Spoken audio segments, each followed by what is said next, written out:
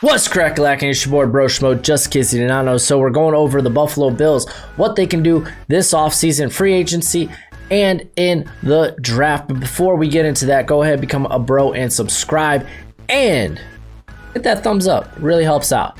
Much appreciated, much obliged. I got mock draft out there, 3 rounds. So yeah, doing the work out here grinding. So let's go ahead. Let's just get into this. The Bills, they got a lot of salary cap, man.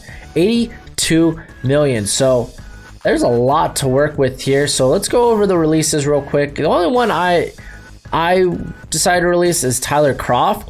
I feel like Dawson Knox is good enough, and if we really want to get a tight end, pick up another one. We'll do it in the draft. So, or we can do it in free agency. I'd rather the draft because it's much cheaper. So we're releasing Tyler Kroft and we're re-signing Jordan Phillips. 3 years, 21 million. He was stellar last year. Pairing him up with Ed Oliver in the middle, I think is scary. So let's go over the signings because I don't think there's gonna be. I'm not gonna lie. I was a little hesitant on some of the guys I signed as far as some of the patchwork I did. Because I didn't want to spend too much because I knew there was one free agent I was going to spend a ton on. So let's go ahead. Let's get into the nitty gritty. First off, I'm going to be moving Cody Ford to guard. But I think he'll be playing the right side. And I really liked how John Filicano played there last year. So I would kind of like just let them battle it out, duke it out in training camp. So I know I want to find a right tackle, and I did that with DeMar Dotson. He's just a, for now, he's just going to be there for now. You know, he's there to fill the position until we do something else with it, until we find a replacement. So 1 year, $4 million, pretty cheap. I got Eric Flowers. I know that's not a sexy pick, but he played really well at guard. Really well. He played pretty good. He was all right at guard for the Redskins. I think he's kind of helped his career a ton by going to guard rather than staying at tackle. So 3 years, 18 million might be a little bit much, but I don't mind it. If anything, he could be a cap casualty in the next year or two. And then I got Clowney, man. I had to. They had the money. So I made a move. I think he is definitely a Bills type of player, especially if they're not going to keep Shaq Lawson. So 5 years, 105 million. I don't mind spending the money. And then we got Logan Ryan to come in and play the slot there, because I like Levi Wallace. And Tre'Davious White, who's one of the best corners in the league. So the secondary continues to look scary. I mean, this team, they're going to win through their defense. Their offense, this whole goal is just the offense does just enough. So let's go ahead. Let's get into how we drafted for them. And I went with Laviska Shenault Jr. I knew the first round I wanted a quarterback. I wanted a playmaker.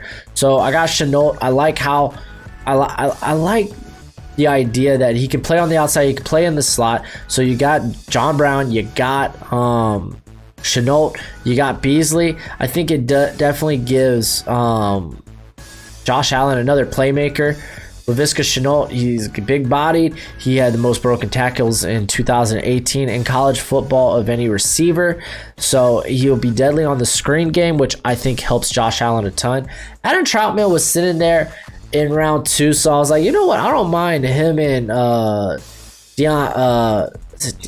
Dawson Knox going at it. We could run some 2 tight end sets. Like, I think there's a lot of cool things we could do with that. I ended up getting Clyde Edwards-Helaire in the 3rd. Just because it's hard to pass on that, and now, I mean, Frank Gore is going to be gone, so him and Devin Singletary, I think is very scary. Jack Driscoll ended up falling into the 4th round, so I snagged him. So that's our guy. We're gonna coach up and to be our eventual right tackle there. And then Jeremy Chin was around, so I was like, you know what? Why not? You know, that's good value. John Ryan out of Michigan gives some depth on the line. I mean, honestly, after this, because they don't have a 7th rounder. In the 6th round, I just took some shots on some guys that I think could develop well. Michael Divinity Jr.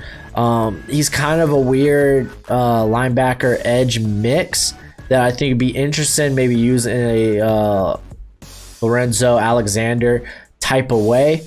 So I know he's got the character red flags, but you know, you're trying to hit on these guys later in the draft that can work out, that are low risk, high reward.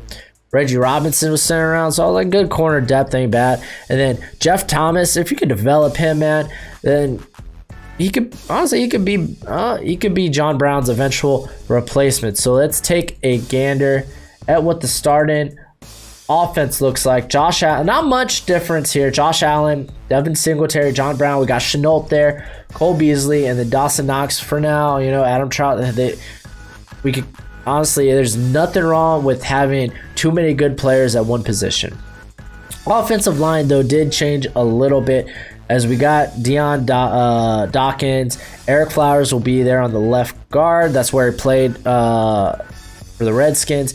Mitch Morris, John Felicano. Hopefully I said that right. That is awesome last name. But remember, this is a training camp battle with Cody Ford and then DeMar Dotson as we develop Jack Driscoll. And then on the defense, this is the moneymaker right here. This is the moneymaker. Got Clowney, Hughes, Phillips, and Oliver. Terrifying front for the Bills there.